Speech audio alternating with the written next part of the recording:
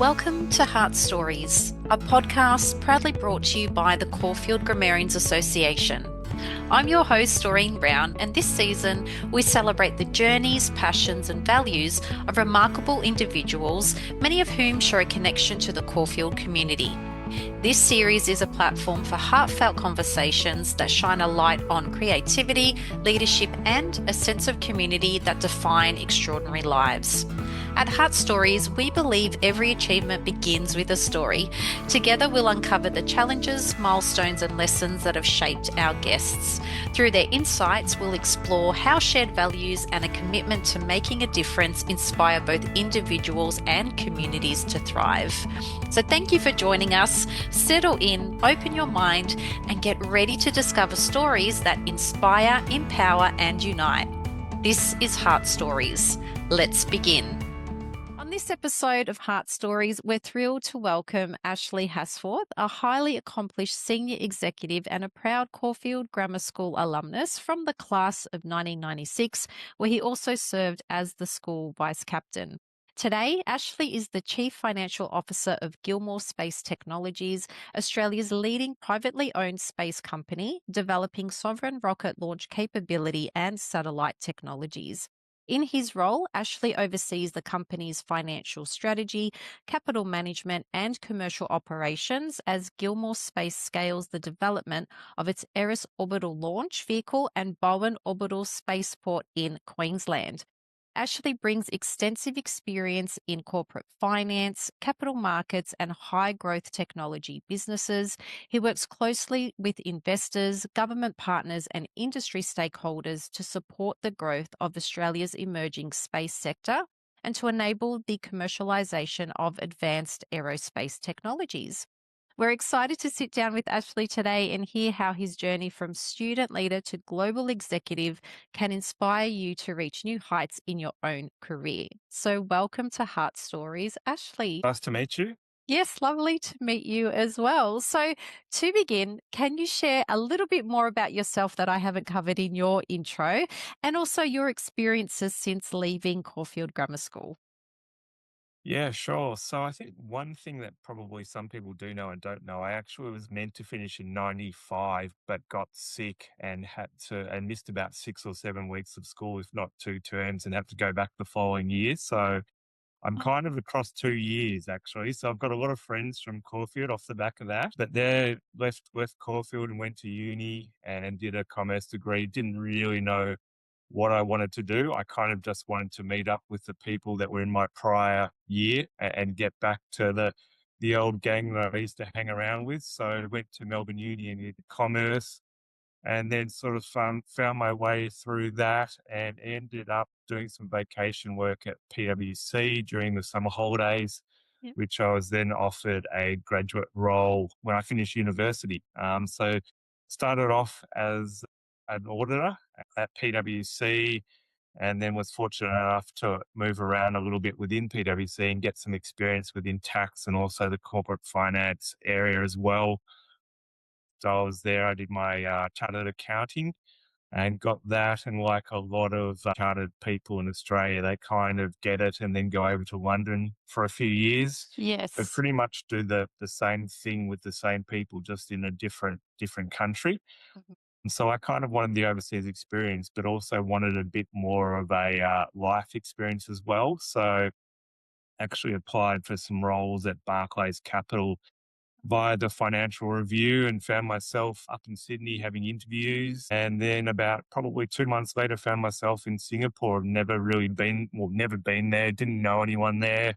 Yeah. So it was a new job and a new country. So a bit of a life challenge as well as a career challenge. And that was fantastic. The plan was always to stay there for about 2 years or so, but things in Asia at the time, and especially in investment banking, were moving very quickly. You get a lot of offers and promotions and new jobs Mhm. if you want to take them.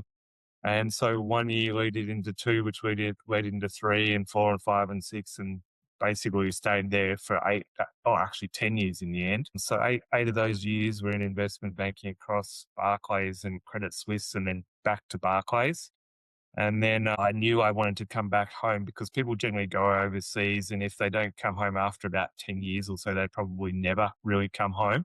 So I was kind of getting to that sort of time where I needed to plan my path back to Australia.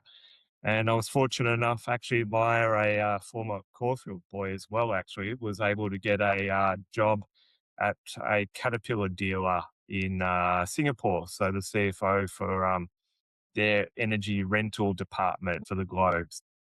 Transitioned out of investment banking into more of a pure finance role and CFO role, and did that for a couple of years, and then sort of ticked over the 10-year mark, and then moved back to Australia. When I Oh, came back to Australia, it was, yeah, a bit of a challenge after being away for so long and reconnecting with people. Unfortunately, a lot of the friendships and everything from Caulfield remained, and that was what really sort of made the transition a lot easier, which was good.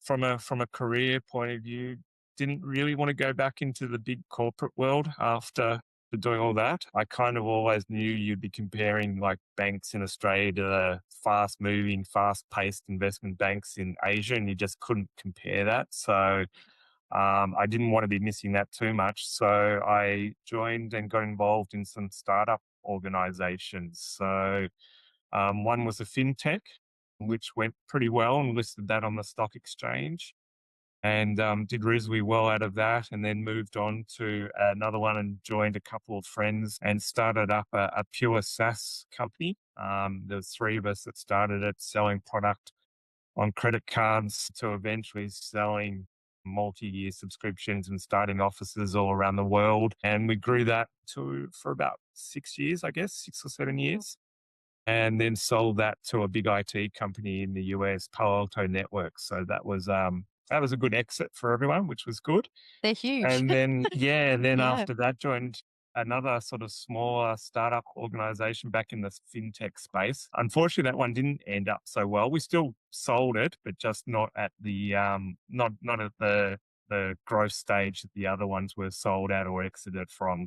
And then after that, I got headhunted to Gilmore Space, where I am now, and joined that 2.5 years ago. And that was, I guess, what they wanted was someone to take it from a very much a R&D led organization, more turning it now into a growth stage / commercial and scaling the operations, which I obviously had a little bit of experience with. And when I joined that, didn't know anything about space. Obviously grew up loving Star Wars and Return of the Jedi and all that kind of thing, but Yep. that was kind of the extent of my space knowledge. And since then, yeah, it's been a real steep learning curve, and we've achieved a significant amount over those couple of years and still got a long way to go. So yeah, it's a very exciting organization to work for.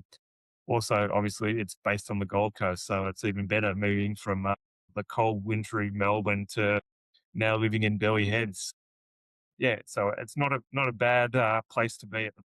Yeah, and what an amazing journey from where you started uni days to now what you're doing today. I bet it probably wasn't, as you said, mapped out in that straight line, but just something that happened through those different experiences and connections as well through people through Caulfield Grammar School. Yeah, definitely, definitely. I think so, Yeah. and I think it's also a case of never say no. Like if opportunities present themselves, you've always got to grasp them and take them. And whilst they could be considered scary or whatever, the worst thing is you're going to be in a different spot. And if you don't like it, you can easily go back and go back to your old routine or your, Yeah. where you came from. So yeah, I've always lived by that, and that's always held me in good stead.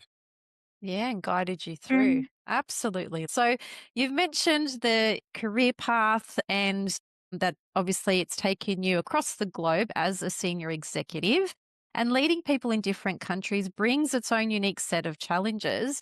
What do you think was the most valuable lesson you learned when you first transitioned into an international business environment? I think growing up in Melbourne, going to Caulfield, then commerce at Melbourne Uni, and then PwC, kind of living in a very sheltered life. You think you know it all, you kind of haven't really been thrown in the deep end too much.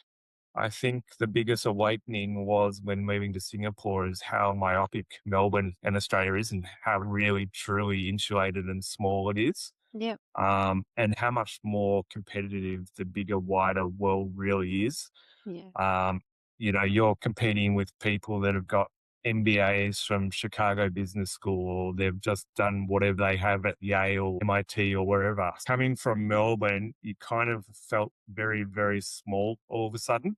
Um, and there was obviously a lot of very, very professional people that have really focused a lot on their careers and done amazing things. So, whilst it was scary from that sense, it was just a great environment to be around because it was something that you don't really get that exposure to in Australia, or not on that scale. You might get the occasional person that has been overseas here and there and done things, but when you're surrounded by literally 95% of people with that kind of background, it's a really invigorating environment, but also scary. It would, as you said, you're speaking with people that you would have never have met before in your life, right? So they're also exposing you to different things, different environments, different opportunities, and it's Yeah. definitely eye-opening. Oh, definitely, yeah. Even just the different work ethics from people Yes, from different countries around the world. Singapore has a lot of pride in having longer lunches and that kind of thing, whereas in Australia, you kind of eat at your desk you or do. or whatever it might be. So even getting used to that and working a lot harder as well and a lot longer hours was certainly a big change. I think Friday night drinks over there probably started closer to 8 o'clock than 4 o'clock. So then that was just conducive of the work environment. So people are really there to work and get ahead. Yeah. And that's what you're there for. So that was a little bit of a shock as well. When you manage multi-million dollar budgets and allocate major capital resources, how do you build trust and ensure every cross-functional team works towards the exact same goal? Yeah, I think one of the things that's worked reasonably well in the organizations that I've been at is you've got to lead by example. You've got to sort of set the standard and set the benchmark of what people should be living up to. I think if you're someone or have managers, and I learned this from people in Singapore that are, if you're going home early or anything, then you're not really expecting that you can't really expect the team to stay that much later as well. So it's very much about setting the example and setting the tone for the organization that you're working in is certainly one of the things. I think being consistent is also another one. You've got to treat everyone exactly the same. You've got to give all the different teams within an organization the same time, respect, and courtesy as well. If you favor particular teams or anything like that, then it doesn't work. That ruins the culture, which then means people are not going to see the goals and be driven towards them. And communication is another one. Definitely, that's for sure. So you've got to be out there talking to people within the organization all the time. You can't just sit in your office in your little ivory tower and expect things to be done or sort of without knowing what the sentiment on the ground is and with all the people across all the different teams. So that's definitely some of the things. And then I think what we do is make sure that the priorities are very, very clear, and whether that's via town halls or smaller individual team sessions, but not having too many priorities as well. So we have three clear ones for this year, and we reinforce those over and over and over and again so that no one has any doubt of what those priorities are for the organization and how their team can contribute to achieving those goals as well. I think some organizations, and it's through no fault of anyone's at all, but when you're in a smaller organization, you see little things in front of you, and if you chase every bright light, you never reach any. Yeah. You've really got to narrow the focus and just get a few of those bright lights and tick them off. Otherwise, you end up stranded with nothing. Looking back at your time at Caulfield Grammar School, are there any particular teachers, programs, or experiences that still influence your approach to business and leadership today? I still got a few memories from Caulfield, definitely. I think one of them, so I started in year 6 at Malvern House, Uh huh. and I think I actually started kind of at the commencement of the second term at Malvern House. So literally, I think I was there for one day and then didn't know anyone or any of the teachers or anything. And the next day, then got sent over to Adelaide for 8 days or whatever it was at the times. That was a little bit of a shock, that was for sure. So I certainly remember that. And again, I think that kind of goes and has followed me throughout life as well, just throwing yourself in the deep end. So, and maybe that's where it all started. So that was something I definitely remember. And I certainly remember a couple of the teachers in high school being Mr. Burgess's accounting classes. And I guess that's where a lot of the accounting started from. And also Jock Nelson's economic classes as well. And also just the fear that he bestowed across all the students as well if you stuffed up at all. So yeah, certainly got some fond memories of some of the teachers and experiences there, and obviously made a lot of friends there that I still keep in touch with. So Yeah. it's been it certainly has had an impact and an influence on all of my life. That's for sure. Were you part of any sporting groups or theatre groups or anything like that while you were there? Yeah, I played first 18 footy, first 11 cricket, went on the UK cricket tour as Wow. a year 10 student with the 11 year and year 12s. And that was a fantastic experience going over and playing cricket in the UK for 3 weeks and making some great friendships and having some great experiences. Yeah. And then also doing athletics as well, which was fantastic. And that was the era where we were winning a lot of the premiership cups in the athletics as well. So, yeah, so played a lot of sport over at Caulfield, probably too much sport, to be honest, in hindsight. Much more into reading space books these days than I am Yes. playing cricket or football or anything like that. But Yeah. it was good. And certainly since living there, I played at the old boys footy for a little while. But then also, whilst living in Melbourne, we started a bike cycling group that went and goes along Beach Road. There's about 10 or 12 of us that sort of, when I was there, and they still do it regularly, caught up on a Tuesday, Thursday, and a Saturday morning for a ride in a somewhat still blue and white, sketchy kind of cycling Caulfield uniform, and then coffee afterwards, and Love it. generally talking about how good we all were back playing footy and cricket. So Uh, yeah, it's a lot of good memories. Yeah, lots of fond memories, absolutely. And are there any traditions, friendships, or experiences from your days at Caulfield that have stayed with you and shaped the way you connect with your colleagues, teams, or networks in your professional life? I think that there's definitely a Caulfield connection in the sense that when you're doing business or looking for potential people, you would sound out Caulfield people first. That's for sure. I definitely use that network. For example, I'm going to Hong Kong in a couple of weeks' time for work, and we'll certainly be and have already reached out and told a couple of people that I'm coming up there, and we'll be catching up with them and also delving into their network of people as well, which Yeah. has been good. So I think when you've made good friendships at Caulfield, people sort of are happy to help out as well. So I know when I get asked from Caulfield people, I'm more than happy to introduce them to other people, whether they're younger, just finished university or whatever, or get them an interview with the relevant people in our organisation or whatever it might be. So And it is such a strong network, isn't it? It's unlike it's, anything I've ever experienced as well, which is amazing, particularly as, when you're in the adult life doing the adult thing. yeah, well, Excellent. it's something that we've got our kids enrolled in one of the schools up here, Yeah. but deep down, I'd still like them to potentially go to Caulfield at one day. So whether they do or not, or whether they end up in the boarding house down there, we'll see what happens. So Yeah. yeah, it's not ruled out just because we're living on the Gold Coast. That's for sure. Love it.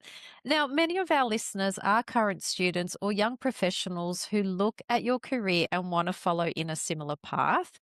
What practical advice would you give someone hoping to grow in a senior leadership role and make a massive impact in global business?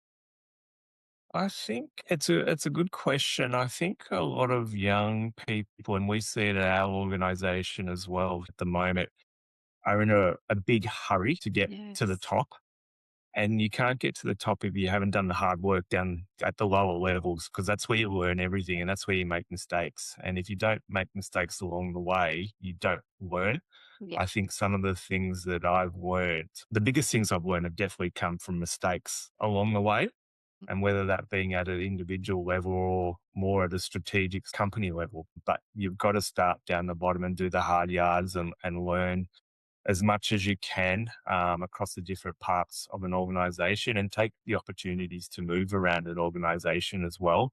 Don't stay in your silo just because you're there with friends or it's easy or whatever it might be. I think you really got to challenge yourself where you can. And as I mentioned before, I've always had the kind of mentality of never saying no to opportunities. So when opportunities come up, you've got to say yes. Generally, it's just working hard as well. Like, I think the people that have been very successful in the environments that I've been in have obviously had it as a job, but they've also been very passionate about it or what they're doing as well. So they read a lot about what they're doing. They sort of go and follow up and go to networking groups to learn more about various parts of the organization or strategy or just the industry as a whole.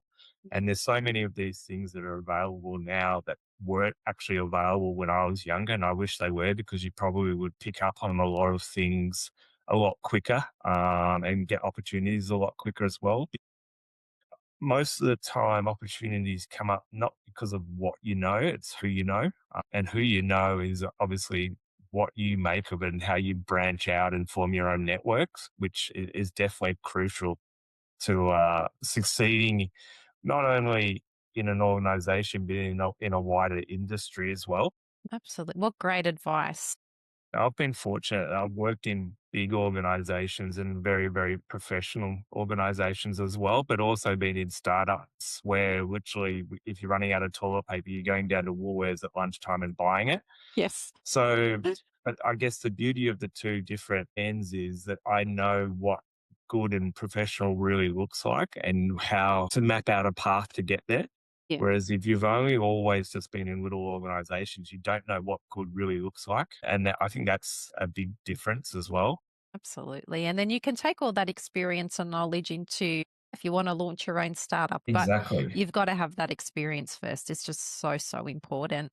Now, you have already achieved so much in the corporate space. As you look at the future of business leadership and capital markets, what excites you most about your next chapter? Well, I think the industry and the organization that I'm in now is just so exciting, not only for the company, but also for Australia as a whole.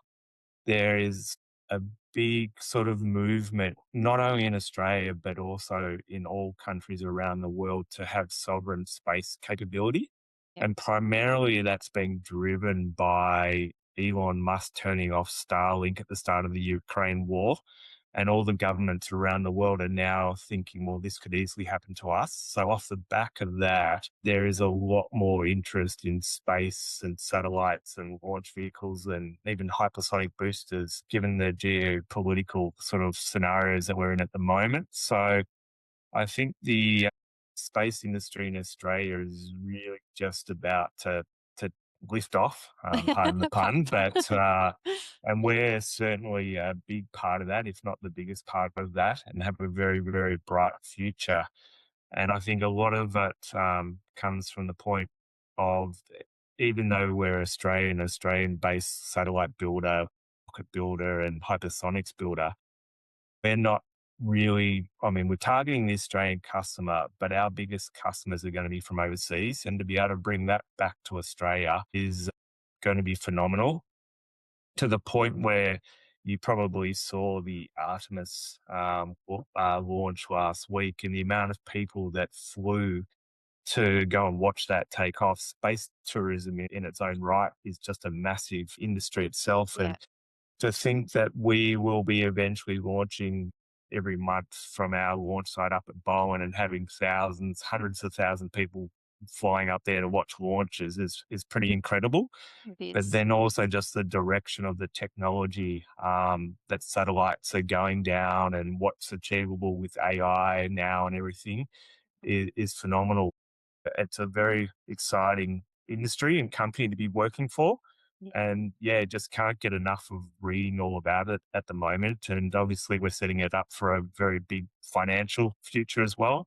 SpaceX, you may have seen the news lately, is looking at doing an IPO of around $1.5 trillion. If we even get, 10% of that, we're doing very well. And the beauty of our organisation is we're never actually going to be competing with SpaceX. So it's a completely different business model. So the future is, very, very bright.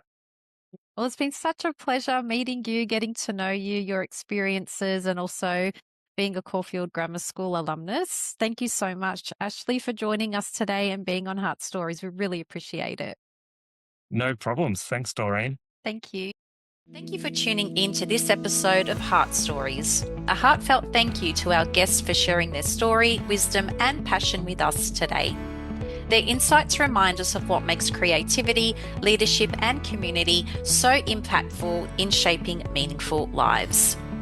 Brought to you by the Caulfield Grammarians Association, this podcast celebrates the shared values that unite us and inspire us to grow, connect, and lead with purpose. We hope today's conversation has sparked reflection on your own story and the legacy you're building.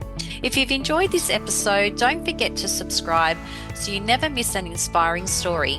Share it with your friends, family, or anyone who could use a dose of inspiration. And be sure to join us next time for another powerful conversation with a guest who has a story worth telling. But until then, take care, stay curious, and continue making an impact. This is Heart Stories. See you next time.